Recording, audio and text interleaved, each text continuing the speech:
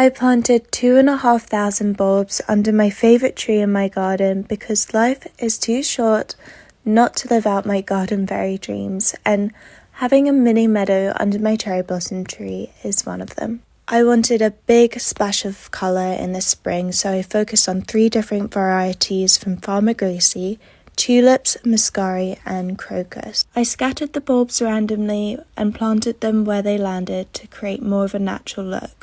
The rule of thumb is to plant bulbs 2 to 3 times their depth and spaced at least twice their width apart.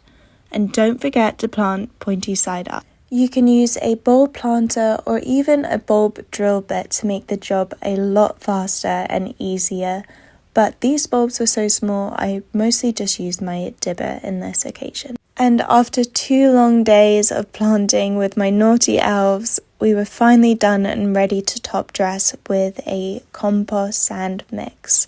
And I definitely recommend this if you have heavy clay soil like me to promote drainage. These specific bulbs are a bit too late to plant now, but I'm doing my second bulb planting in February, so now I'm ordering alliums, agapanthus, anemone and dahlias and much more from Farmer Gracie in order to prepare for next year. I went for my first smear test, and yes, I'm going to tell the internet how it went. If you're going to be weird or creepy about it, then please keep it moving. Anyway, I walk in, and I hadn't considered whether the nurse was going to be a man or a woman beforehand until my friends had asked me, but thank God she was a woman.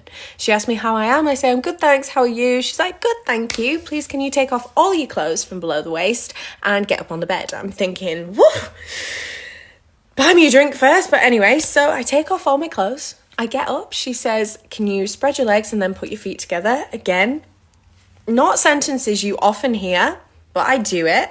And she goes, now, please, could you make 2 fists? I look at my fists thinking, where are these gonna go then? And she says, could you put them just like underneath your bum, like the top of your bum, just so that you can lift yourself up so I can see your cervix better? I'm thinking, thank God, yep, sure.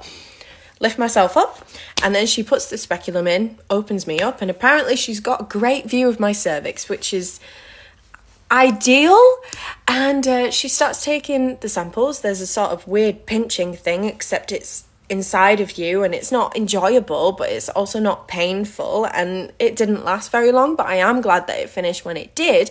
And then she's got all the samples, and she says, right, okay, we're done. And I think, okay, cool. So I put my clothes back on, say bye-bye to her, and now I'm just thinking that there is a woman walking around West London or any part of London really who has seen the inside of my cervix, and I don't know how I feel about that.